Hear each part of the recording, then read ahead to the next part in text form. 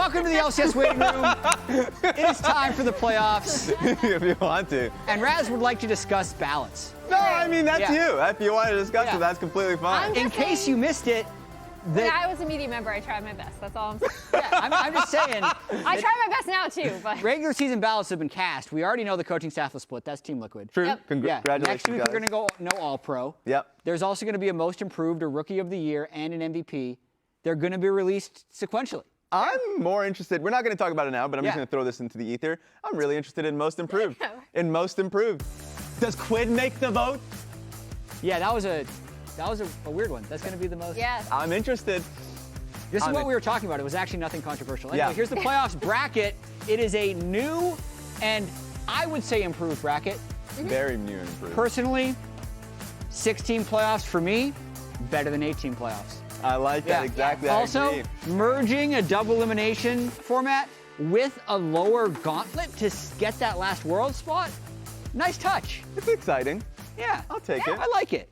Let's go. Also, I'm a big fan. your standings matter immensely with the seedings that go To into see the how you bracket. drop down. Yeah. Absolutely. Before we get into the rest of the waiting room, congratulations to all of you at home who topped your league in Fantasy LCS on Sleeper, and a big thank you for playing along throughout the split. Speaking of brackets, we're going to have some pre-playoff predictions. Okay. I think every time we've done this, our It's been perfect predictions are 0%. Speak Yes. for yourself. Okay, so we got them all up on the board. Emily can draw on these. Okay. I can. But what do we see? I see a bunch of safe bets saying All right, the I'm Team joining Liquid you. is going I to don't win. want you being alone up there. You know what I see is someone didn't predict game scores. Oh! Yeah, less chance of being What's that about, Jet? That's less chance of being wrong.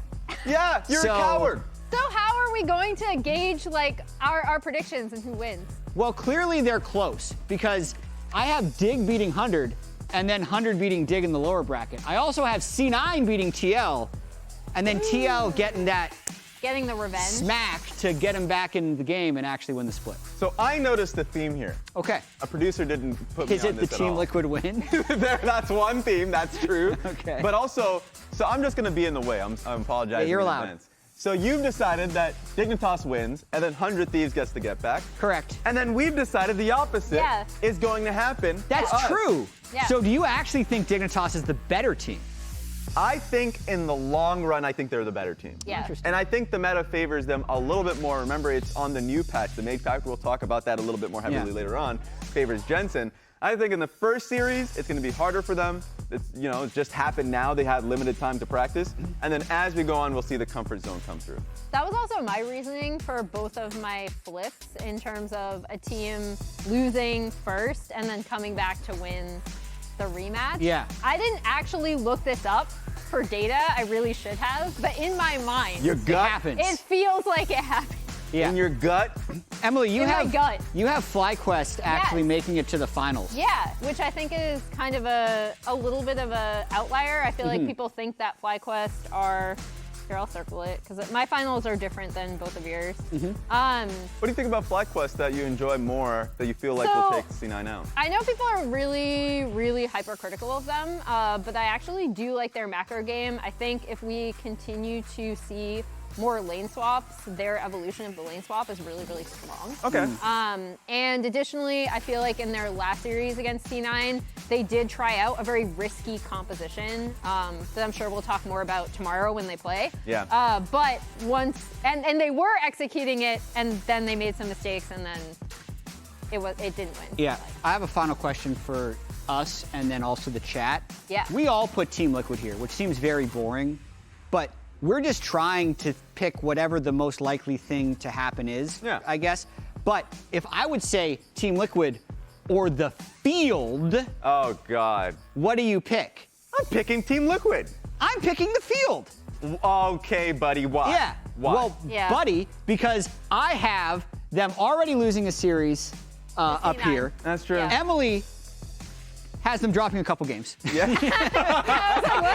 Two And you games, by have the a way. 3-2, Yeah. Raz. Because it's close. Well, yeah, and that's just, if anything along the path goes wrong, Yeah. they're out. And I think that's a greater than 50% likelihood. That's on you guys. Are you guys Yeah. calling him an idiot? Yeah. Or are GL you or the also- field? I feel like The field? They're an undefeated team during the regular season, man. With 3 game losses. And they were still pretty messy, that is to be fair. And I think that favors them because when it matters most during the playoff time, I think they clutch up. Okay. All right. Do you, But take the field, do you take the field, Emily? I have my I take phone. CL. I'm going to be reading what you guys are saying. Interesting. Yeah. All right. Which is I feel like one of the first times I've not taken the field, actually. Because statistically, the field is almost always better to take. Yeah, because last split, it would have been like FlyQuest or the field, or pretty much. Oh, yeah. Yeah. And then they lost. And the split before that, it would have been C9 or the field, and they lost. And the split before that. The beauty about all of this, The field wins Here's most the- of wins. the time. here's the beauty of all of this.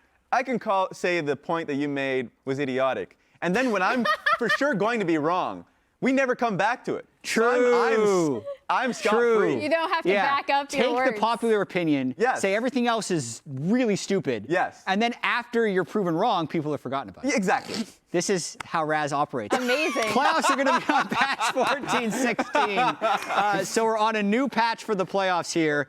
So here's some of the notes. Doran's Blade, Corki, Lucian, nerfed. Oh, yeah, there's a lot here. Okay. So it's funny because it's a part of like a overall systemic change. So Yep. we're just focusing on these specific patch notes that are specific, of course, 14-16 to these playoffs. And so the Corki nerfs were pretty heavy, I felt like, just based off Phosphorus Bomb mana cost and cooldown. But then, of course, Doran's Blade is the biggest one. 20 HP taken away and 0.5 lifesteal. Along with the lifesteal that they already took out of the runes for AD mids, they have been chipping at it relentlessly. Yeah. Blade of the Rune King was also something that got touched, which was one of the core items that was picked up, A, by Lucian and by AD carries that were, saying, you know what, you nerfed Kraken Slayer, we're gonna Yep. go to Blade of the Rune King. No place is safe for solo lane AD carries. I still think we'll see. I think it's going to be a gradual shift, Right. Because again, they've brought out successive things to champions and to itemization as we see kind of the nerf timeline of both champions and then the big one where we talked about a lot of items going through nerfs. I think the biggest thing is in tandem with mage buffs, how is drafting going to shift? Because right now we're still seeing like 2 to 3 AD carries per game across sometimes all 3 lanes. But on this patch, we do have adjustments for Azir, Orianna, and Syndra, which are kind of primetime favorites for a lot of our more experienced mid laners, let's just say. I agree. I think especially the target of these buffs are to be better against AD carries in the mid lane, with Azir specifically getting armor, with Orianna getting one of the first command attack buffs in the history of League of Legends. I don't think you could take the first day of LCS to now. Yeah. This is the first time the damage and AP ratio on command attack has been buffed. And then Syndra looks bigger than it reads, just because it's per orb, and you can have 5 to 8 orbs depending on how much ability haste you have. The scariest one of all of these to me is the Azir changes, simply because, so he gets armor changes while all the AD carries are getting heavily nerfed. Azir was already kind of sort of in the meta as is, like if a player wanted to play him, they could. And you could already, if you're in a heavily, let's say you're going up against a dive comp, you're like, all right, I'm gonna go grasp, I'm gonna play a little tank here. Yeah. Leandri's is still a build. We're probably gonna see a lot of Azir Corki metas here. Yeah, death timers have also been changed. True. So it's a lot of numbers in there, but 4 seconds early game, more dead. So solo kills should be 4 seconds better. There's more stuff in there, but honestly, the patch has become such a complicated thing. Where are you going? I wanted to simplify what we're gonna see this week. Simple. It is actually quite simple. So I'm a fan of analogies because I don't think people read patch notes. I feel like that's been bad. And we even just talked about a bunch of numbers. But like, listen, let's pretend that these cups are holding in the power of mages. Okay. So these cups is the power level of 80 carries. This blue liquid is mage power. Okay. So this cup is going to be previous patches. Let's see. The mages try to go to mid lane, but you know what? The 80 carry wall is too high. Okay. So what did we do? let's nerf the AD carries. So this is going Let's to be. just make the cup a little bit smaller. You're making this simpler, correct? This is simpler. Okay. Is it? So now, if we took the same, this is why I think they did both. Because now, if they just nerf the AD carries, and we dump the mage power in, what happens? You know what? We're still not seeing mages. Yeah. That's too bad. So, we're gonna actually just take a little bit extra, all right? That's not a little bit, buddy. We're gonna take a little bit more power. Large pipette you So have this is the Azir buff. Okay. Do we see mages? there. We're gonna see Azir. Not yet, because you could just ban Azir. So, let's buff a little bit more. Let's change Orianna. Okay. What happens? You're gonna Not make a quite mess. enough. So I think actually we need to also buff Syndra, and then some mages will break out of the meta. Does that make sense? I'm not gonna lie, you lost me 30 seconds ago. How is this complicated? I have no idea what the cups The even 80 are. carries are the my cups, God. the mages are the liquid, and we're gonna see some of them escape to the meta. All right. I feel like we were already seeing Azir, even with AP jungles. So we're gonna see more Azir. You weren't Yeah. even wearing it properly, I gotta tell you that. Yeah, Well, it looked like listen. you had a green cape, honestly, underneath. It was very Science bizarre. is complicated, but simpler than the patch notes. So. I'm gonna check on you guys to see if that actually made it easier, because it did not for me at Oh all. It my actually was the most God. disgusting thing. So playoffs, 100 Thieves versus Dignitas. Let's take a look at the level of experience between these two teams in terms of raw number of playoff games played. The greatest segue maybe ever. Yeah. Playoffs. Playoffs. So yes, playoff experience definitely in the boat of Dignitas. And when you started the split, this is why you ended up supporting Dignitas. When I felt like Dignitas was going to be a contender, it was because of the experience of the players as a whole, the amount of championships they've won overall, except for Isles, the amount of like all pros and all these things, and also when the pressure mounted, the experience mattered. Yeah, Dignitas retweeted this as well, saying that Licorice is a lot more experienced than Sniper. Sniper tweeted back, you can check up for yourself, he didn't care. Yeah, he didn't Yeah. care one Yeah, no. bit. He Exactly. actually, I think he called Dignitas a little insecure. For making that tweet. Check the tweet, Yeah, I'm can not confirm. Yeah. Just a little insecure. But either way, patch changes being all well and good. We do need to talk about the series as a whole. Okay. Dignitas versus 100 Thieves. Emily, what are some of your thoughts on this series? I'm looking at Jensen. And I'm looking at whether these mages are going to be helpful for him, because here's a look at his career champs in LCS only, so this does not include international competitions, but it's still pretty much what you'd expect. Orianna, Azir, Syndra. You know what got buffed on this patch? What got buffed? Orianna, Azir, Syndra. We just talked about this. Damn, Yeah, I'm trying and to the catch 80 up. carries got nerfed. So you see these mage buffs? Let's fix this graphic, actually. Let's tweak this a little bit.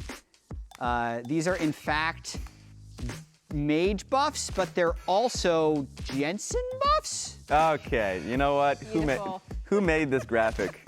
What's funny is I said after the meeting in this morning that I would look at the graphics. I still didn't look at the graphics. And now I'm looking at the graphic and I don't approve. What I don't you love these approve? What graphics. don't They're you approve? fun. What? Just That the- looks the exactly pho- like Azir. The photoshopping skills. So interestingly enough, Jensen did get a little bit better at Zeri towards the end of the split, and they started winning some series with it. Yeah. But I'd also say, like, both Dignitas and 100 Thieves with the mid lane meta haven't benefited from what's happened so far No. in Summer Split. So we've talked about this before, but let's pull it up again. It's Quid's spring champion pool compared to a summer champion pool, and which champions are shared in between. Yeah, and in their first series, it did look like, oh man, Quid's popping off on the Ezreal. They have a lot of answers. He's an incredibly flexible player.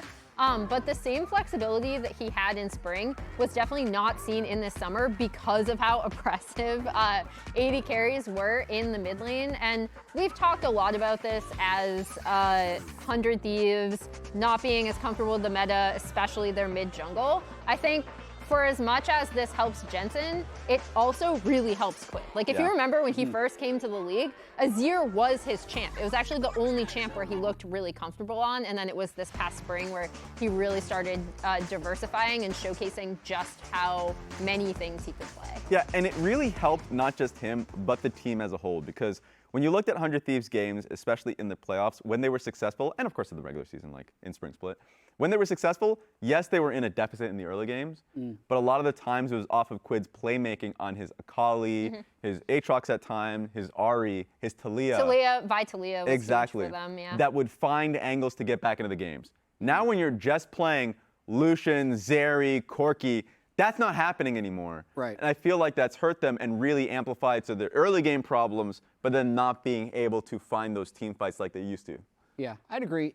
They did have that improvement towards the end of the split, but we're going to look at the featured matchup here between the two mid laners and look at some of their season-long stats. You can really see, even when Quid is on those hyperscalers, he's not getting the same types of early leads that he got in the spring split. Yeah. Averaging negative 395 gold difference at 14, which is 8th in the league amongst mid laners. I'd say part of this is also River champion pool changing to be more power farm oriented, which goes away from his strengths of being a hard ganker. So it's going to be a question of whether or not they can actually pivot back to some of the things that were winning them games in the spring. But another big storyline here is Tomo was on Dignitas in the spring split. So he's got extra stakes in this match after getting replaced by Zven going into summer.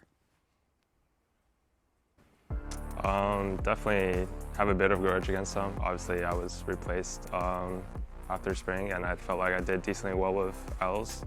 So I think it'll be a fun match for sure. I'm definitely really excited to play against them, and hopefully we come out on top.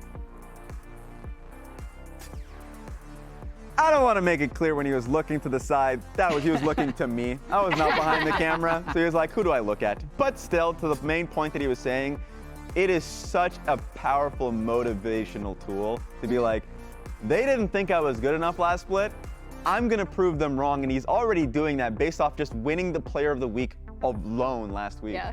Eyla's response is have mercy. That's hilarious. I think the big thing for me also is that it's not just that this is his old team, but when Dig looked good last split, it was through playing around Tomo, right? Yeah. Like, it was through XU pathing down bot side, really, really making the most of Tomo and Eyla's laning prowess. Other teams were identifying them as like a scarily good bot lane coming out when they were comparing them to other bot lanes in the LCS. And so now former laning partners going up against each other, but also Tomo has been such a massive benefit for 100 Thieves since coming onto the team as well. And he has a chance to get revenge against Dig and Zven. Yeah, because just exemplified with some of the things that he'd been saying, like, it's that one big what if from Tomo of like, what if they kept that Dignitas from spring to summer, because they were already finding that growth. They were already performing pretty well from the team that they were with him, Isles, XU, all these things. They pulled the plug. He wants to prove them wrong. With that being said, just looking at this, Zven, by the numbers, had a pretty successful split when you consider Dignitas is going into playoffs at 3 and 4, and he's top 3 in every single one of those statistical categories. But with that being said, adding Tomo to 100 Thieves gave them a bit of a complete transformation going into the playoffs. Yeah, and I think the big thing for me when he first came on, I was like, okay, are they going to, again, is River going to path down like XU did? Are they going to really focus on having a super pushing bot lane like Dig of Spring? But that isn't what's happened. Tomo has been a massive benefit for them in their team fighting. He's been stable in lane, and then additionally, it's allowed 100 Thieves solo laners to get more attention. Completely agree. I do think there is an aspect that feels a little bad, whereas like before Tomo, top lane was also performing pretty poorly on its own. So it's like things were happening that was outside of the bot lane's really like point of view. But then you are right. What did happen is the stabilizing aspect of bot lane. They're actually performing really well in lane. The team fighting is great. If you ask any of the players in any of their interviews and their coaching staff, they always talk about how vocal he is in those fights.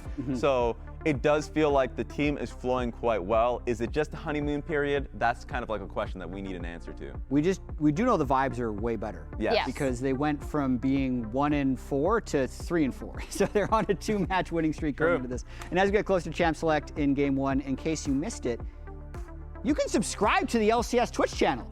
Oh! At long last! We are seeing people just deciding to like go for 5 subs and all that. It's happening Either way, as we speak. subs get access to a Discord to vote for an exclusive ProView VOD. So Ooh, I that wonder seems who they cool. choose. I already recorded something that's going to be on that sub-specific. You'll also get that thing. Exactly. Yeah. Is there, you don't is there want to any see that. player you guys want to put forward that you really want to see a pro view of? Well, I'm not for us? subscribed, so I can't vote. Wow!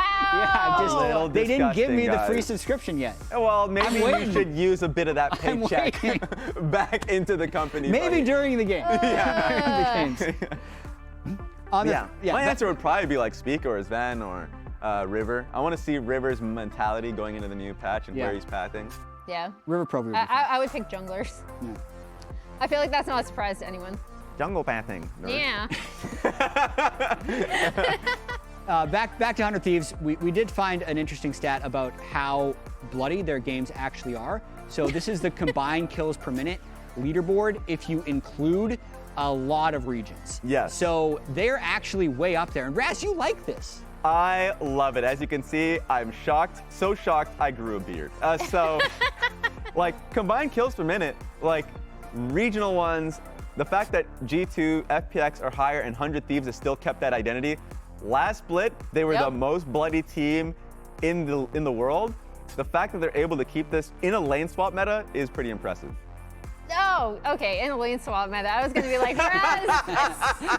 Just throwing it out there. Any chance I can get. Yeah, I was just gonna say, I think it's hilarious that 3 of the 5 teams are just from LPL. Yeah. Yeah. Not surprising. But that is something that we've kind of talked about being a part of 100 Thieves' identity when they were doing so well in spring, like you said, Raz. And I think that is something that I know Golden Glue has tried to continue with them. And when they were really, really struggling mid-split, it was one of the things he identified as like, we want to play our game, and part of playing our game is being super, super aggressive early. Yeah, absolutely. And there's also a pretty cool milestone that probably should happen during this series, and it's Jensen.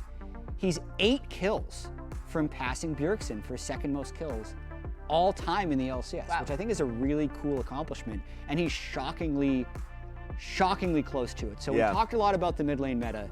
And Jensen is a player for me who is inconsistently, okay, I need to find the right way of phrasing I'm ready for this one. You're going to find the biggest caveat of all time. He is inconsistent in his performance on stage, but I think he is consistently good when he has more of a reason to lock in for a game. Oh my God, what a sentence that was. So when he's just as playing convoluted as against, science. in the past, when he's playing or even scrimming against Bjergsen, he locks in. When he's scrimming for no reason, he's a dirty enter. And during some of the regular seasons, not great. But I think now, especially with so many people talking down on Dignitas, you can see the upright posture. Right? He's not slouching his chair. He's locked in. 6.5 minutes before even champion It's kind of insane. And that's the weird feeling of Dignitas. That's the elephant in the room, in the Twitch chat. That's the elephant, where it's like, yes, in the regular season, they were up and down. They either looked great or disgusting. There was no in between.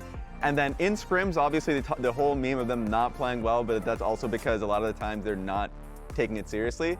Playoffs is when you're supposed to take it seriously. This is when you're supposed to lock in. It is. Dignitas, they have accolades and experience, but it doesn't make the difference yet on stage or in the eyes of the other pros in the LCS. I think Dignitas are pretty bad. Yeah. I'm gonna be honest. They're like, they meme a lot about how like their scrims and stuff. Like, I think it's like they're really bad in scrims. Like really bad. Like we're even beating them, you know?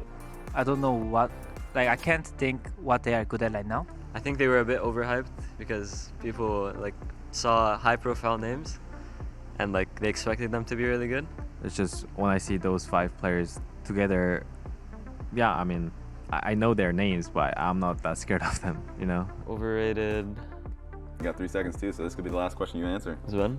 When I saw people saying that there would be like a top team, like top 1, top 2 team, they have chance of winning the split, I was like, wow. I mean, I think they're like a super team. The Yeah. roster looks like a super team, like in 20, like maybe like 5 years ago. 2017, Yeah, 2018. exactly. I mean, normally I feel like I have to beat my old team because I'm like, I have to prove I'm better, but it is Dignitas, so it's like, you know. What did we pull? What was that? clip We from threw in Spring. the Oh, Jensen no. clip from Spring. How does that make sense in there? Oh, man. Who did that? That's really funny. Overall, though, it is really interesting to hear how Yeah. pros are like, they give Dignitas respect in that these players are very familiar with stage games, right? They have a lot Yeah. of experience. We know that every single one of them know how to win, but it hasn't come together yet. And whatever is happening in scrims, which is the most data that pros have, they're just like, it's not happening. So like you said, Raz, it is the elephant in the room. It's like, will Dignitas be able to lock in together and show up like we know they are capable of? Predictions? Will they be able to show up? Technically, we already spoiled What the do you predictions. Yeah, at we the start spoiled of our this one. predictions. That's for people that were paying attention. We're doing it again. Okay. Okay. Ooh, it's legitimately split. Ooh, 3-2, 3-2. Explain. I was talking to Flowers in the green room, and he threw out, he's like, you could tell me any score, any team, and I would believe it. And that is also Right. how I feel about this matchup. The reason why I am giving the edge to 100 Thieves, even with the kind of clown games they had in their previous series, is that I do think Tomo's been a massive benefit for them, and I do think they've looked more cohesive in their games than Dignitas has, especially in their IMT series. Yeah, and to bounce a bit off of all of the pros and pros saying they think Dignitas is bad, I see similarities between this Dignitas team, and I'm going to go back a little bit, I'm ready. and 2020 Summer TSM. Oh. Because in 2020 Summer, TSM during the regular season was actually a bit of a laughingstock. Yeah. This is when Yeah. Doublelift had left Team Liquid, gone to TSM, and him and Bjergsen were reunited. There were moments when I was on Team Liquid there where we were considering blocking them from scrims because they were so bad. Yeah. And then they won the split. Yep. Because in True. playoffs, experience matters to me more than at any other time. So that's why I have Dig as the 3-1. It's not because of Wow. scrims, it's not because of stage, it's actually because of the vibes. past. So you think? I'm saying they're similar, and in this series, they can win. We're done here. A reminder that the Kia fan vote's back now through August 18th. You can cast your vote for the Kia Awards, including All-Pro, Rookie of the Year, and MVP at KiaLCSAwards.com. Plus, participating fans can enter for a chance to win a trip to our upcoming 2024 LCS Championship. Terms do apply. Let's see what happens. I love the split vote at the lounge. Let's get in to game 1 of the playoffs. Jad says Dig's winning Worlds. Did TSM? They didn't win a game at Worlds. No, that was a nice.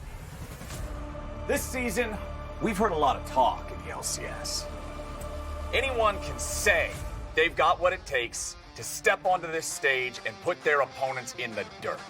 But only the best can back it up when it really matters. And it really matters now in the LCS playoffs. It's a chance to show that your greatest achievement wasn't just a fluke. That you're not washed. That you're the heroes, not the villains. That the lights aren't too bright. That you deserve to be called Super Team. That you just might be the LCS GOATs. He's watching out, baby. Like what you're getting with a full team engagement.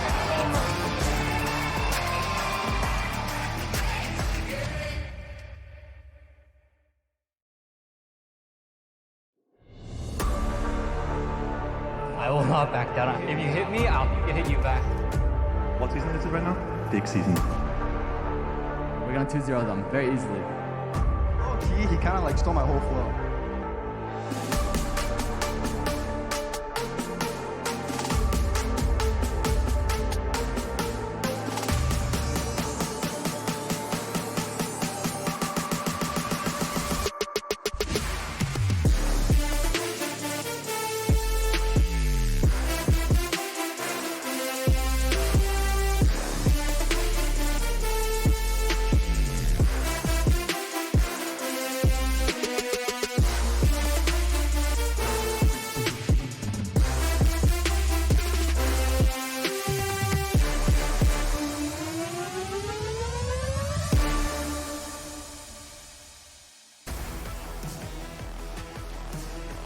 Welcome to the first day of the Summer 2024 LCS playoffs. Today, we have a battle of veterans and newcomers alike. Will the young guns on 100 Thieves hit their mark?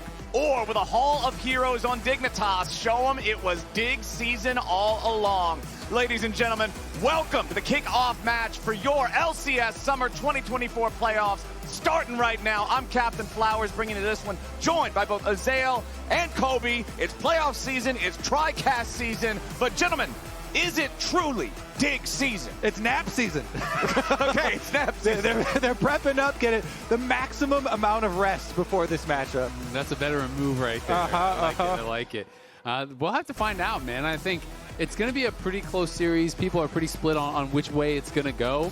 I'm really interested to see if Dignitas is going to be trying to utilize some of their experience to force lane swaps. That's something that Medios was talking a lot about on the dive, that we've talked a lot about, is the fact that these Dignitas guys have been around for so long, have so much experience in the lane swap meta, which really has made a big comeback. Whereas a lot of 100 Thieves players, they weren't even playing when lane swaps were a thing back in the day. Were they even born? Sniper wasn't. Personally, I'm most excited for the new patch here. New patch for playoffs. And that is good news for both of these teams. The NLSS was talking a lot about AD carries and mages, but also there were some jungle changes, and namely Dignitas covering their bases here. Vi got buffed. Vi was already good, and Vi got buffed, and Vi was what River and 100 Thieves absolutely smashed with when he was able to actually pull off early game kills and go for these level 6 synergies with like Lillia and getting really nice combos. So I think already pretty good adaptation to the patch by Dig. They safety ban that away, and then they still first pick the Ezreal, which is still very good. Although here we go, 100 Thieves shifting it up. The newly buffed Azir, tankier now, can take more hits in the mid lane with the armor and the health regeneration. And then Misfortune, that has been so highly prized in the LPL, and yet was kind of strangely not highly prized by us quite yet, is often paired with stuff like Rell. So I'm looking at that for 100 Thieves as we get later into the draft here. You want that big AoE wombo combo with her. Yeah, we did see with Aurora last week in the LCS, which is actually a really nice combo, but Aurora is, of course, disabled for playoffs, at least for now, because there are some bugs with it. So that is turned off, so that is not available. But yeah, I mean, even prior to these Vi buffs, I honestly wanted to see 100 Thieves go back to that sort of style, because they look so much better in spring than they do in summer, with River playing early aggressive, physical damage junglers with having Quid on playmakers, these AP style champions. That duo was so powerful and so much a part of 100 Thieves' success. I mean, Quid was the MVP in spring. River was first team All-Pro. Exactly. Like, those guys were such a good duo. And really, they have not been on the radar in the same way in summer. So I want to see if they can get back to that, play your style rather than playing the meta. That's kind of what I want from 100 Thieves here today. Yeah, I'm excited to see what they want to pair with that Azir. We already talked a little bit about the Vi not being an option, but Jax and Kai'Sa banned away. Ashe, Rumble, and Ivern also all banned out, as it's Ezreal, Cassante, and Lillia. First three for Dignitas. The Renekton will be the last pick for the first half for 100 Thieves. Something I'm also really interested in is on 14-16, the Senna buffs were actually really, really powerful for this kind of Enchanter-style Senna. If that's going to really show up at all, it's more AP-style Senna, where you have an AP modifier now and you're healing on the Q, as well as on your ulti is so strong right now. Echoes of Helia Senna as well, like Moonstone, like all these Enchanter-style builds are so powerful right now. I was playing a lot with that, and I've heard from a lot of other pros who have been experimenting with it, and even been hearing some of the NACL teams are playing a lot of it. So interested to see if that is actually going to make its way in. Yeah, it's a very different style than the old Senna. It's it's not really damage; you're more like a Soraka almost, but it's really strong. I mean, the AP scalings that it got, it doubled on the Q, and they increased it on the slow for the Q as well as the big shield. So it's definitely a powerful pick. We'll see if they've put in their time practicing it. For me, I'm still kind of looking at 100 Thieves as far as where's their big initiation to hold people in place for Misfortune. Yep. And the Rell, to my mind, is still pretty good, although Ezreal is always slippery and always tricky to nail down. Dignitas right now, one more protection ban to really pin down River. River, them dropping his pick here, jungle pretty late in the draft, means that he's going to have to dig a little bit deeper. Maybe 100 Thieves have been cooking, though. Well, we will see the Nidalee banned away by Dig. They want to get rid of that best friend for Renekton. Braum and Leona, the two supports that are going to be taken off the table here, as Zeri is also banned out by 100 Thieves. Let's see what they want to go for here. We still need to see a support. We still need to see a jungler. And Kobe, I'm right there with you. We need to see some engage for the Thieves. I mean, it could be Rell, it could be Nautilus, like any of those style of champions I do think work quite well and are up and available. Instead, it's going to be Viego, so it is back to more of that style that we kind of associate with River and his success. Viego, not a Jarvan, not a Vi type, but if you can get those early skirmishes going, especially if you're playing around topside, where you do have the Renekton, him and Sniper, if they can get involved around some fights around the Grubs on topside, get that snowball rolling, that could mean some really good things here for 100 Thieves. Well, one thing that I am looking at, though, seeing the Viego locked in alongside of Renekton there in topside, yeah, they can be good at scrapping, but Kasante's build path is going to feel so comfortable this game, just being able to spam that armor out and be ready for it. But the Rell will be taken away, denied from 100 Thieves, locked in by Dignitas alongside the Corki. I mean, it's interesting because Dig is clearly just going like previous patch picks. Like this is just exactly what we would see last patch. I do think 100 Thieves is maybe a little bit different than what you would have been kind of expecting. It is not that AD mid. Of course, we were still seeing Azir last patch as well. But it is going to be the Nautilus as that final pick. So that is that hard engage for them, that lockdown for the MF ult. And we'll see if they can make it work. I am so disappointed right now in Dignitas. This is the first Orianna Q buff since 2012. Since 2012, Orianna finally got a buff. Jensen's most played champ of all time, the Mage Master. And he still goes back to Corki, who also got nerfed. 12 years ago, the last time Orianna Q got a buff. That is crazy. I'm so sad, so disappointed. But, this is just the first game of the series, okay? Yeah, sometimes in the first game, you go with the more general, like you're saying, go with more previous patch, go with more safety. And then once you get pressed later on in the series, then we'll really start to see the new tricks coming out. And this Dignitas draft is really strong. It has a lot of range here with both the Corki and the Ezreal. Has become such a popular double marksman duo. And because as you're getting later on into the game, you have a tremendous amount of poke. It can be very difficult to actually approach around these fights. They're both also pretty slippery, tough to lock down these marksmen. I mean, every single champ that Dick got is tier 1 of previous patch. Yep. You've got Lillia, tier 1 jungle of the AP speed clearers, tier 1 of both of the ranged marksmen that have poke for later. You got Kasante, who's been tier 1 since he was invented. Since he was born, Kasante was tier 1. And then they got the Rell steal away for the big engage. All right, let's see it.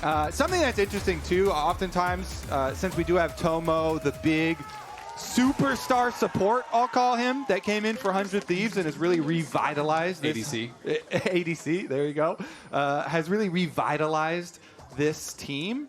Him being on the Misfortune, I think, is going to be very interesting. Misfortune with the strut, with the crazy move speed that she does have, proves sometimes you can have some really good, easy swaps over to Grubs for 6-minute Grub swaps too. And since they're the ones with Viego here, I want to see how spicy 100 Thieves actually make this.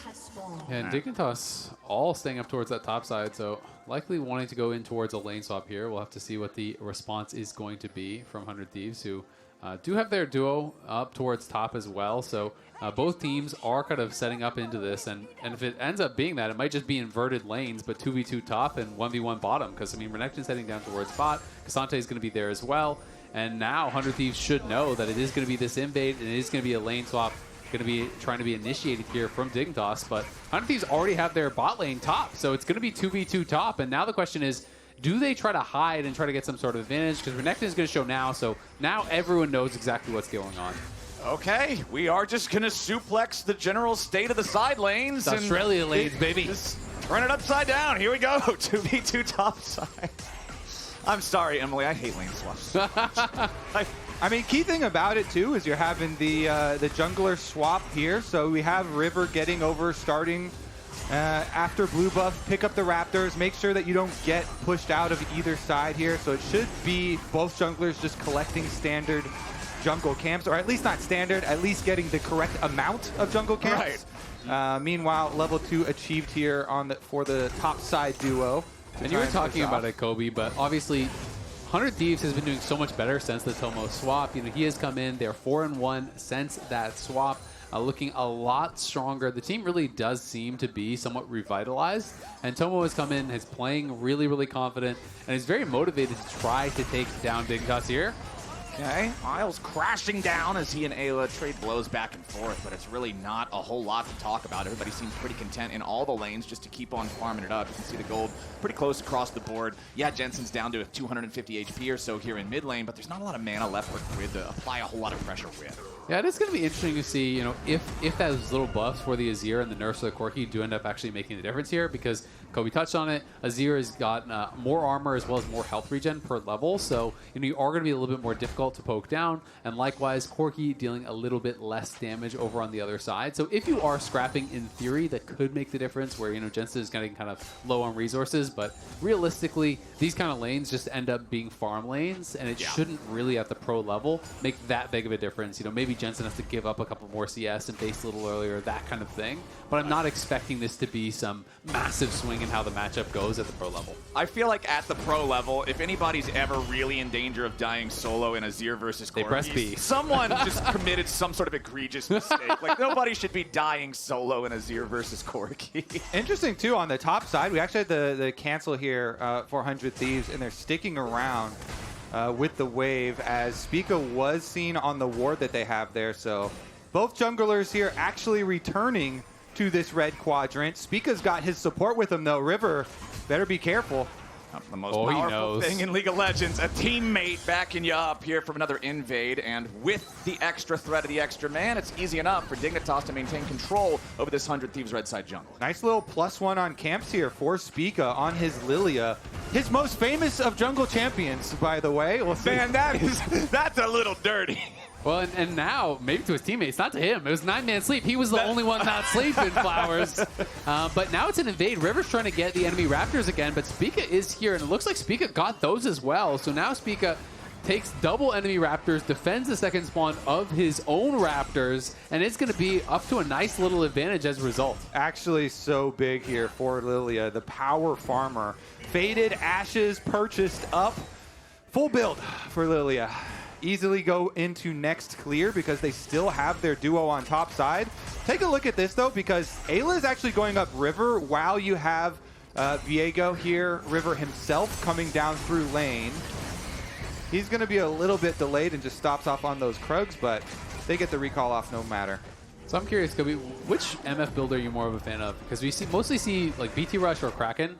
To me, I love Essence Reaver. Oh, you like for that mana? I'm huge on mana. I love just spamming out everything on waves and just. It's your option number 3. I definitely am big. Hold on, boys. We got some problems here in the top lane. First blood for River, and 100 Thieves are on the board. Tomo is low, but not low enough. Dignitas drops a man. Huge stuff here for River to be able to get that. We mentioned that he was hovering coming down through lane, and he has stopped up on Krugs. Really nice usage here where he just hovers behind them, able to get the kill. And does invest his flash, so we'll see if it is punished at all. But meanwhile, bottom lane, another flash was blown. Sniper versus Licorice in the 1v1, where Sniper was very confident in his matchup, has been able to solo blow the flash. Meanwhile, Grubbies will be started up and should be picked up here. It's not just the confidence, though, because Sniper hit level 6, and you could see Licorice was sitting at about 95% EXP on the way to it. So as soon as the Croc was able to pop Dominus and Cassante didn't have the all-out to respond, Licorice knew the fight was not going his way.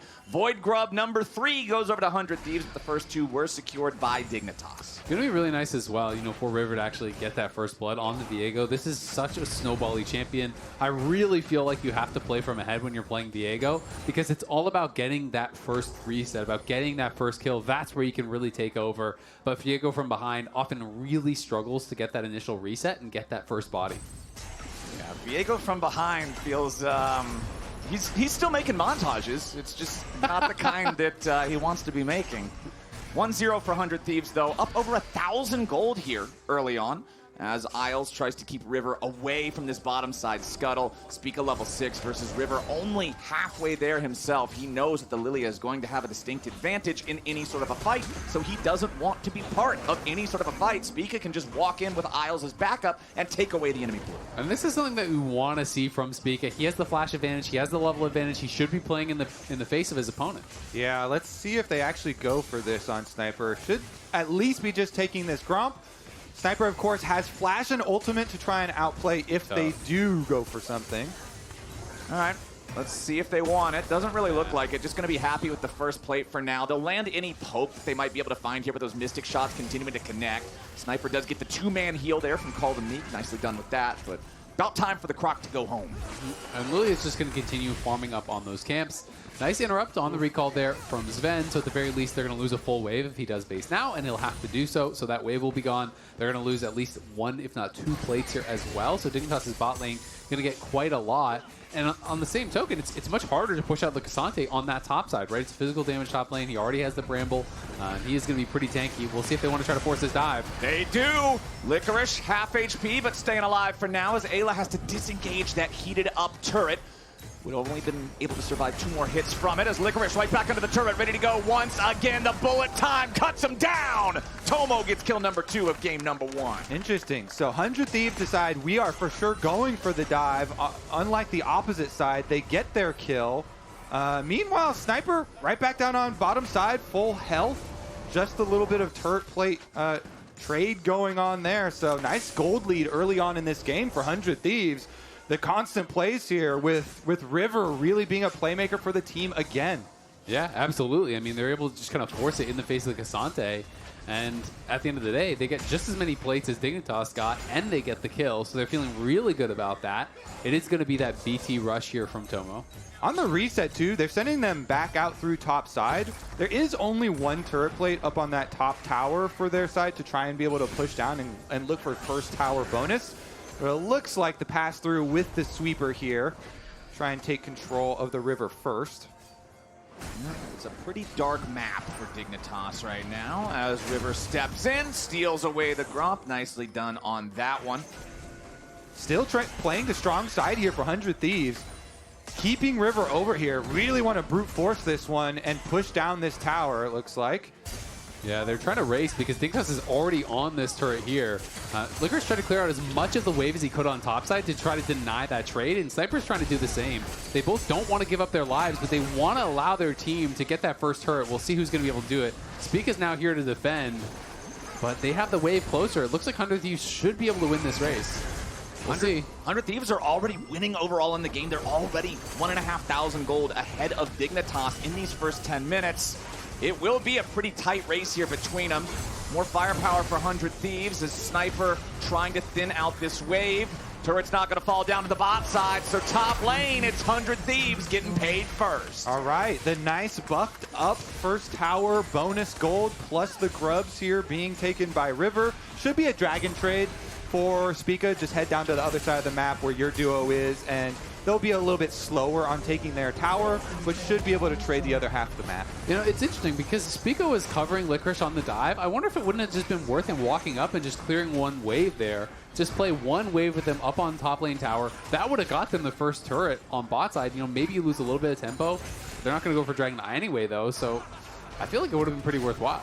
And now that all 3 of that second pot of Void Grubs have gone over to River and 100 Thieves, it's a pot? just further, yeah, it's a pot of Void Grubs. Yeah, they come in a pot? Yeah, you just buy them in a pot. Okay. Like 3 per pot. Yeah, they're like big Void crawdads. You get them in a pot. Yeah, okay.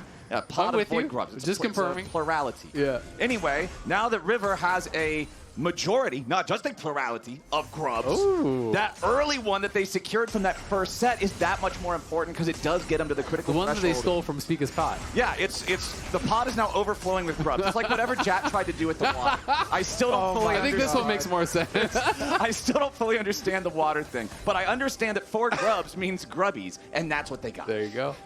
Oh my God. All right, let's take a look at the setup here through River. Honestly, because Dragon has been delayed for so long, Dragon Soul is not a win condition that is close to us in this game, and so it's going to be pretty low priority on this objective. The stacking not going to be a really big issue here. Really looking more at those setups. If you can get the pick, if you can get the team fight going your way. And so with the rotation through mid lane for both duos, trying to get visual confirmation first. And even though there's still a ward inside this dragon pit, Lillia's on top side. So 100 Thieves with the pot of Void Grubs and the first dragon that will be added to their objective suit. Yeah. Pot of grubs, a little bit of lizard on the side. The soup's looking pretty good for 100 Thieves right now, who are up 2,500 gold this early on into the game. They're going to grab another plate now here in the bottom lane. Still a minute and 15 left on the clock to be able to secure more plate money if they can keep that pressure going. Honestly, it's been a really solid early game from them, from a draft that is something that it was not popular in the same way that what Dignitas is picking has been popular the whole split. The buffs that we're talking about seem to have mattered. And again, Azael, you brought it up a little bit in draft. This is the style that 100 Thieves were good on back in regular split for spring. This is the style I think a lot of people, including myself, wanted to see them get back to. And that's what they're doing. As Spica has to flash away to escape the Heartbreaker. River catching him out a little bit there. Tons of burst damage. I mean, it is going to be a while before this Corki's really doing damage too. You know, it is increased cost of boots, Merc Treads, Rush, Corki here. Sitting with the tier stacking up and just the Hearthstone axe. So it is going to be a while before you really get that damage there. And 100 Thieves have been making good use as though River. Isles catching River out. The Ignite burns him down, and River overstays his welcome in the enemy jungle. Dignitas, 13.5 minutes into the game, gets their first kill. Yeah, he thought he was going to be able to actually take away the red because he had forced Spica to flash. He pushed him out, but Dignitas had the extra members there. River a little bit slow to react. Didn't have the ulti because he used it aggressively on the Spica. Yep. So did end up flashing over the wall, but the Ignite finishes him off and ends up going down. They do get some tower damage down in mid lane at the very least on the trade, but Dignitas going to be happy to stem the bleeding a bit there. They're the ones with the comfort of scaling here to their benefits. 100 Thieves don't have horrible scaling themselves, though. Have some really good team fighting options. Really good setup possibilities here with so many pick-style stuns. Viego, Nautilus, as well as even Renekton here. Big playmakers for them. So 100 Thieves definitely have some room to work with here through the mid-game. See what Eyla can actually set up with some deeper vision, though. Tracking Spica here. So, gentlemen, the past two neutral objectives have not been contested. The second pot of grubs, uncontested. First Drake, uncontested. Even that first pot of grubs was simply traded back and forth, right? I wonder if we're going to get a fight for this Herald. Well, Jensen actually was sitting on a lot of money, so that Corki I was so focused on actually has his Trinity Force now. So now they do have that damage with double Trinity Force coming in. So I think Quid's just going to take the bot lane tower, and I don't think we're going to have a full commit to this, but we'll see. They're looking. Immediate engage with the bullet time over the top. Zven gets chunked a little bit, but Isles escapes. 100 Thieves with control over this top side River now, and with Quid pushing bottom, Dignitas has to try to find a response. Looks like River's just going to take care of the Herald on his own. It's just that the response is so difficult because Quid has the teleport advantage in bottom lane too. Yeah, he's split pushing. He could join at any time and try and push them in and do a big Azir shuffle. So if you've got vision advantage, which they do. Eyla going in yet again for the dredge line engage, but Isles wants to counterattack him now. But the burst from Sniper is enough to kill Spica to start the fight. River's the one taking the credit as Sniper has to fall back a little bit as River and Eyla have both been felled. Dignitas gets a 2-for-1. Yeah, they got the kill early on to Spica. River took over the body of that Lillia, but everyone from Dignitas goes immediately on him, locks him down, bursts him down so he can't chain those resets. Tomo, though, still at full health. Quid pretty healthy as well. So they are able to take the mid lane tier 1, and no one gets the Herald off the back of it. So at the end of the day, still pretty damn good for 100 Thieves. Yeah, I mean, all outer towers taken now for 100 Thieves. Here's another look at the attempt, but Hook goes in, and as you say, they immediately are able to burst down the single target, but Ezreal ult over the top as well. All of the AoE coming in, and then once Licorice gets here, able to chase the rest off. Really like the buffer on the Pathmaker there from Licorice. As soon as River was going to take over that body, he was already pressing Pathmaker. He had that time perfectly, so he comes out in the Lillia body, immediately gets stunned up. Everyone focus fires him down. He doesn't have the ability to actually, get into that R again and start spamming it out and start looking for those chain resets. It's so critical to be able to focus down River, especially when you are going for these kind of builds. Like when you're going Blade of the Rune King Rush, you are really squishy. I think still objective at least achieved here for 100 Thieves. Once you get all your outer towers taken, then they can start really making more use of that vision and actually find some picks for themselves. Dignitas, though, with the power move up to topside to get Herald is a pretty nice response. They can use the Herald to guarantee themselves one of these towers, even looking for an early play onto Sniper, although Nautilus is coming. Oh, Sniper gets stunned, but the crash down doesn't find the follow-up. Sniper still getting away for now. The Ignite will not get him close enough to death to try to commit anything else. Spica does not end up using any kind of a sleep up there. Well, they also committed so many people top that 100 Thieves make the call. Well, if you have everybody showing top, we'll just take another tower. And they could even go back towards Dragon off the back of this if they want. We'll see if they move down towards that. Looks like River is going to head that direction. So they get the mid lane tier 2. They defend the top lane tier 1. They will be able to take the Dragon very likely off the back of this. So 100 Thieves getting a lot more off the map here. And it is now Sniper who's TP back up towards topside, so he's getting pushing that out. He can't answer. We'll have to see if 100 Thieves can get out the back of this as Licorice is coming. Is it a successful heist here? They get it, and almost everyone. Looks like somebody might have got caught on the exit route, but the rest of the team's ready to try to follow up and re-engage. River chunked down to 1/3. Ayla's nearly dead as well, but 100 Thieves saves their dude. Nobody gets caught, and 100 Thieves get out alive. Yeah, I thought the 100 Thieves were going to get punished for that big time. I mean, Eyla tried to flash over the wall, but he got pulled back by the Magnet Storm, so he couldn't actually create the distance to get over. And then when I saw River going in to try to bail him out, I thought they might have both died. But at the end of the day, they get the Dragon, they get the towers, they get away, and Sniper was able to push in topside. So 100 Thieves going to be feeling really good. They go back to the Herald. They should be able to kill this off before it despawns as well. So everything coming up 100 Thieves so far in this game number 1. The snowball is going according to plan here for 100 Thieves. Good use of their early advantages. And Dignitas, although they did pick, all these tier 1 scalers, they still have the options for later. They're trying to mitigate losses. I think 100 Thieves, though, right now, on a very good pace as far as pushing the advantage.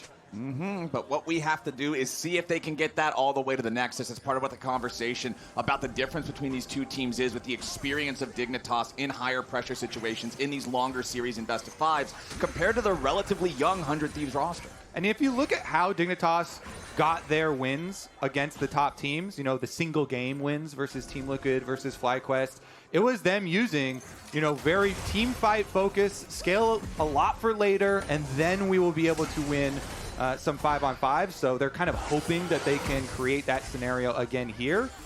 It's just that with this push hard on the bottom side and with Sniper being able to put the pressure on Licorice even in the 1 versus 1, 100 Thieves have strong control of the neutral.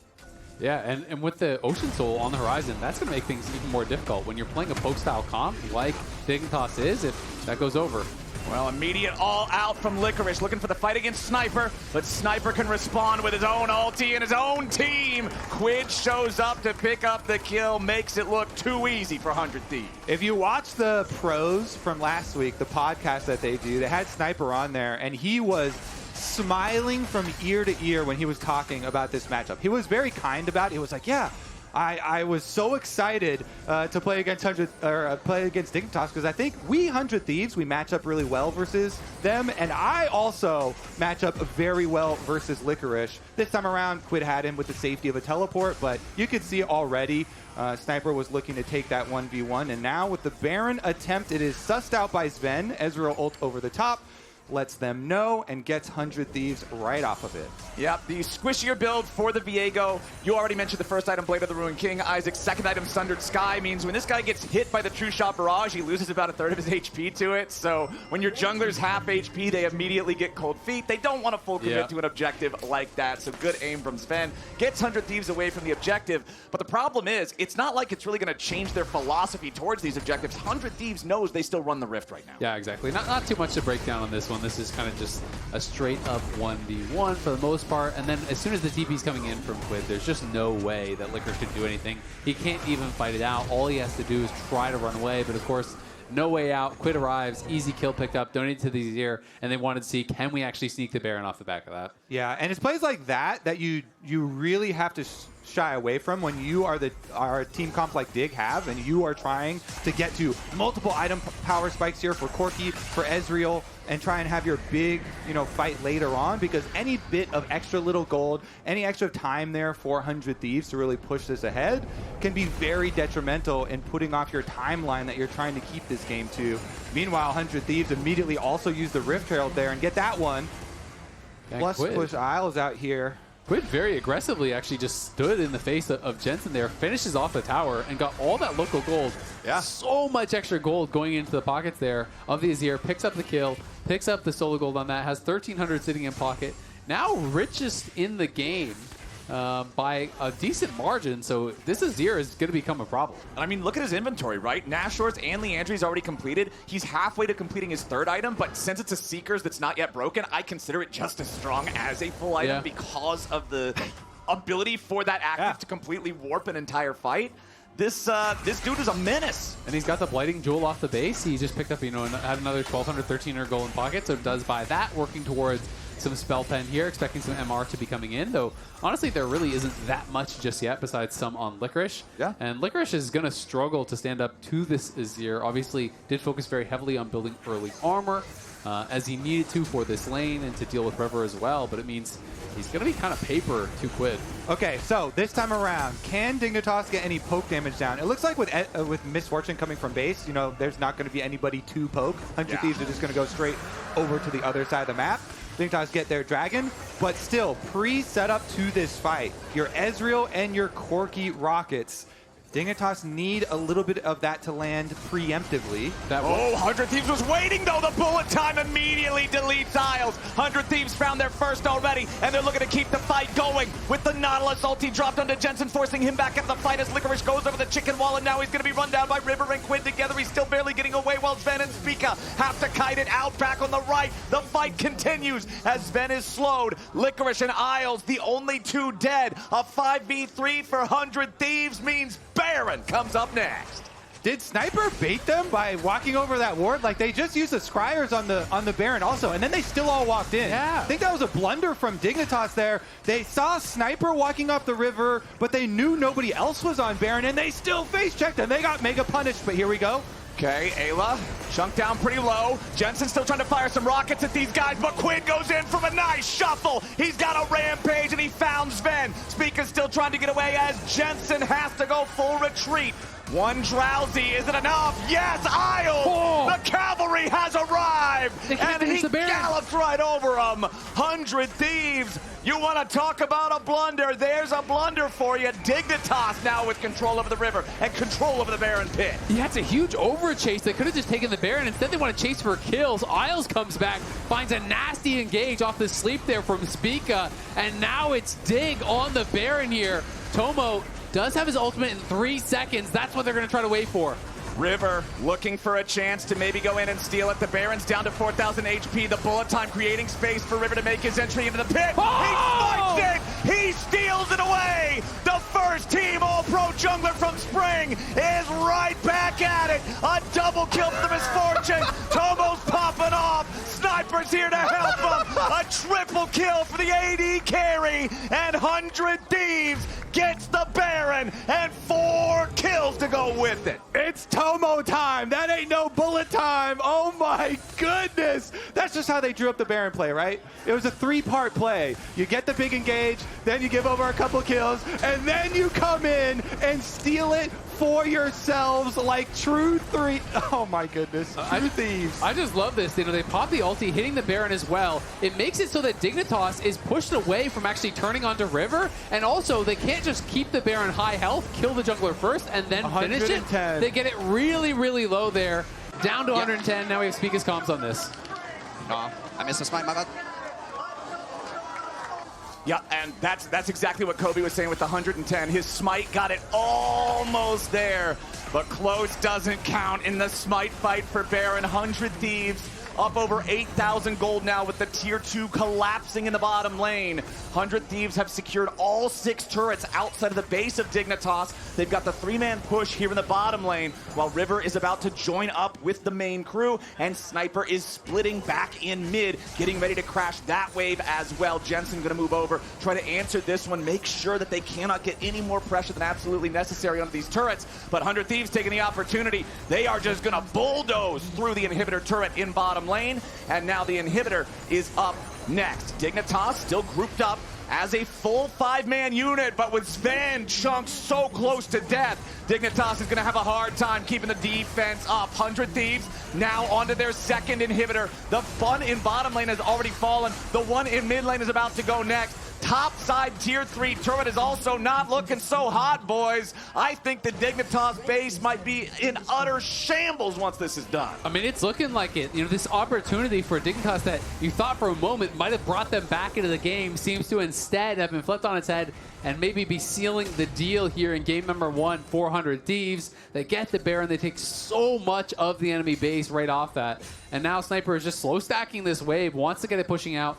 Dignitas is going to come up and see if they can overload this side of the map and maybe find some sort of a pick. You can see that Zven and Spica are both walking up through the jungle, so there's 4 members up here. They want to kill Sniper before the rest of the 100 Thieves members get out on the map, but they're not confident to do it because they don't have vision to tell them where the rest of the 100 Thieves team is. Sniper does have his ulti as well as a completed Sterix gauge, so if Dignitas doesn't send enough for him, they ain't gonna get it. Also, Quid could teleport in to help defend him again, so definitely gets dangerous there. Look where Isles is, though. Isles is still in the brush back there, and he's looking for the longest possible flank here. You have to go for a Hail Mary play. There's no vision of it. They're going to TP in now with Licorice. They're looking for it. Exactly. They want to make the 3-pronged pincer attack. Isles shows his face, and now Tomo and Eyla are ready to turn. River coming around from the side here with a Spectral Maw. They will stun up the enemy engaged before he can do a damn thing. Sniper just went into the enemy base instead. The first Nexus turret is already down, and Dignitas scrambles to try to answer. 100 Thieves have brought to the table a double kill for River's Viego. Spica can do nothing but run. Zven barely even able to step outside of the range of the steps of the fountain as that last Nexus turret is all that's standing. 100 Thieves get another one with Quid eliminating Licorice. A 2-man defense will not defend long. 100 Thieves came ready to play here in playoffs, and they are gonna take game 1 in a convincing fashion. 100 Thieves, late in the season, they sub in Tomo, the super sub comes in, and then he pulls out some nifty Baron tactics when they did it most of this game. Aside from that Baron play, though, which is going to be a lot of the focus, their early game was very good. Nice snowballing from them to control the neutral objectives, take all the outer towers, create vision advantages, and create those picks on a Dignitas. And Dignitas, this is a profile that people have been worried about for this team for a while. A little bit too slow. All right, a reminder to everybody, single-day tickets are officially on sale for the LCS Championship at the YouTube Theater in Los Angeles. Head on over to riot.com/LCS Championship to claim your spot. Game 1's done. I know we all want to talk about the Baron. Let's head on over to the LCS Lounge and break it all down.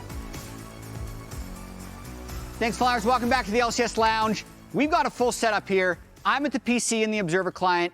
Emily and Raz are going to be adding value by drawing over top of my replay. And we've never really acknowledged the jank of this segment. There's a big wall here. I can't see what they're drawing. That's true. And I'm this is going to be great. You're going to draw obscenities. I'm blocking. You can't see what's being written. This whole game, Dignitas was getting out-traded by 100 Thieves from an objective standpoint. Wave pushing, and that's no difference here as we set up for the third dragon. So at this point, they actually do have some items, and it felt like Dig might make it back into the game by taking this Drake. But let's see what they ended up trading from a vision perspective. So I'm going to toggle now to the blue side vision.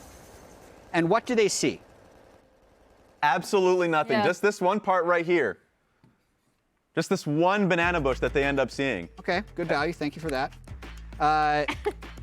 What would you do if you're Dignitas here? You see Sniper.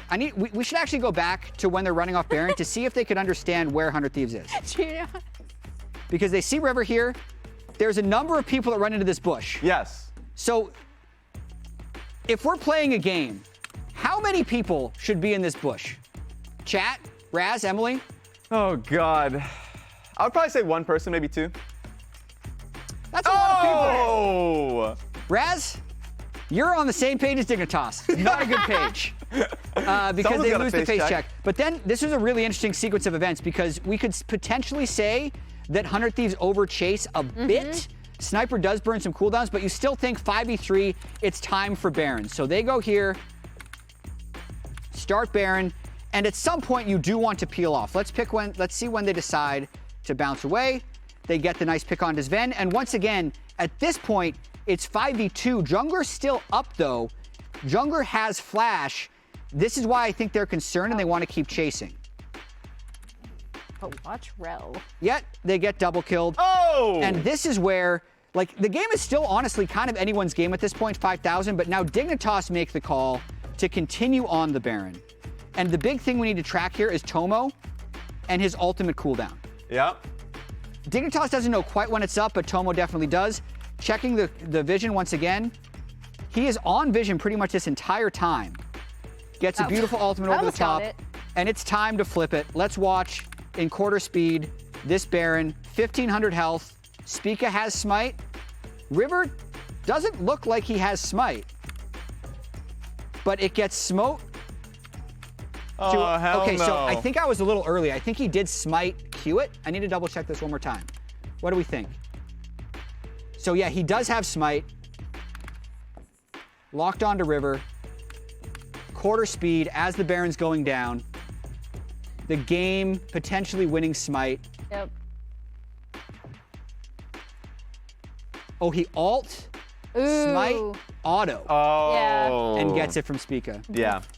That was the deciding moment of the game, basically. 7,000 gold up after this. They end up playing pretty good macro throughout. What did you guys think of the rest of the game, though? So my big thing was, obviously, we had the lane swap. It was called. We ended up with standard lanes. When Dig decided to swap back into it at 6:30, that's when 100 Thieves really started getting a lot of incremental advantages. The things that impressed me the most about 100 Thieves in this game is that even if Dig was able to get something, they would respond by getting like mid-tier 2 or mid-tier 1, mid-tier 2. Like they were always trading up. Yeah. And that is something that we haven't necessarily seen 100 Thieves do during the split. Yeah, Tomo, another stellar performance. Still only one game loss when he's been on 100 Thieves. One game into his 3 games of revenge. He also won Player of the Week, and Raz, you caught up with him before the show. Yes, I did. What's up? We got Tomo here. Congratulations on your Week 7 MasterCard Player of the Week, brother. Yes, sir. How'd it feel? Feels good. Hell yeah. Have you done this interview before? Have you seen these things before? I've seen it, but this is my first time. Okay, doing perfect. it. I'm gonna quickly explain it to you. You got 90 seconds, rapid fire question. If you don't want to answer or can't answer something, you can move on to the next one. You ready? Sounds good. Perfect. Let's go to it. 3, 2, 1. What's the origin of your name, Tomo? It comes from a sushi restaurant that my friend's parents owned, and we would go there like on his birthday every year and like get free food. Yeah. So it was pretty nice. So just good memories. That's where it comes good from. memories. Okay. And Nice. sick name, so. Who coined the nickname Filthy Frank? That would be Digon. He said it in like an interview, and I think he did it on cast as well one time. Yeah. So, yeah. What was the trigger that got you into competitive? It was just something that I found really fun, and a lot of time was spent on my free time to play it, so that was a worthy investment. And who is your biggest support structure in life? Definitely my parents. I think at first they were like a bit sketchy about the whole esports thing, but during COVID, like everything was kind of shut down, and C9 offered me a chance to play, so I think they were like, yeah, just go for it. And Okay. Toughest bot lane that you faced in your career? I guess I would say Core and Yan. They kind of destroyed me last playoffs, but hoping for revenge. You were the first Smolder. What about the champ made you gravitate to him? He's like, I don't know, he's just a really fun champ to play. Yeah. I like his stacking mechanic. I guess as well, like he was a new champ, and I felt like all the other LCS ADs weren't really getting on the train before me. So yeah, I felt like I had an inherent advantage from like playing first. Okay, that was the last question. I mean, the next one I would have asked you is the better team, Dig Spring or Dig Summer. Question, you're going up against the team that literally kicked you last split. How's that feeling coming into the series? Definitely exciting for me. I think it's a chance for me to show what I'm capable of. I think me and Al's last split did really well, and I felt like it was kind of unjustified that I got removed. Obviously, it's like all business at the end, but you know, I still hold like a little bit of a grudge because I felt like it was kind of unfair for me. Yeah. I mean, that grudge has already started. You come in, you start kicking ass, and you won this bad boy here. Take this, Thank you. Bring it home, it's yours. Cool.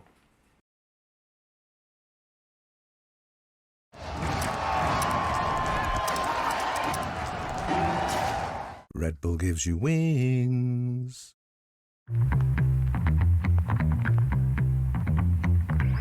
Hello? Bro, why are you parking? Seriously, what is that? Remote smart parking assist. You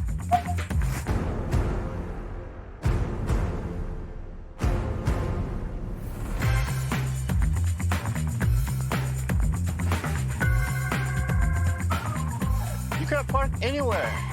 They could have parked there. They could have parked there. They could have parked there. Dude, why'd you put your new rig in the basement? Didn't you hear? Bill's a good gillionaire now. Basically, my new connection is so strong I can game anywhere. Check it out. We've got gamer rocker, gamer floaty, gamer couch. Whoa. It's got wheels. Gamer bench, gamer throne, and gamer mower. What's that?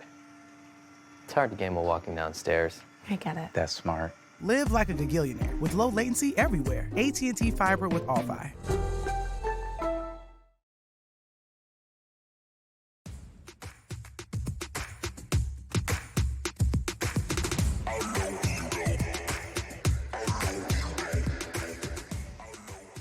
Okay, Look, keep one shot, one shot, one shot, one shot. I'm TVing behind. I'm TVing behind. Go, look Give at me, me. Just stand there. You guys can go. You guys can go. I got him. Yeah, keep going. I give you the look. Don't be scared. Keep going. Cassante. I can look Cassante. No flash. Corki no flash here. I'm gonna look Ezreal. Look Yeah, Ezreal. you can go. You can go. Play slower. I'll be there in 5 seconds. I need to flash out. I have ulti here. I'm just gonna sleep. I'm gonna get look. Okay. I can TP in 3. I still watch. Has to watch. Nice. Can we go Nash? Corki no W. Corki no W. I'm coming. Yo. Nice. We go Baron, guys. We go Baron. Take the. We can still win this. Okay. We still win. We still win. You're coming from A. You're coming from A. Lillia. Kill Lillia. He has no flash, this guy. Don't flash Cassante. Think Ezreal now? He's dead. He's dead.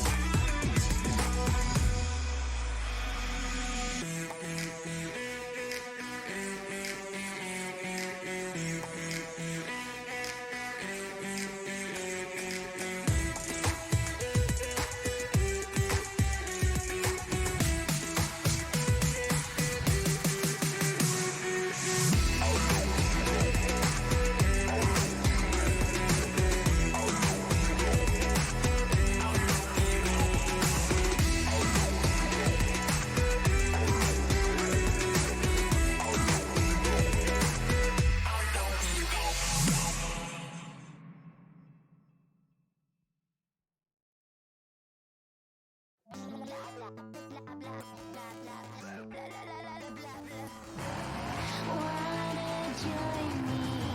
Come and play.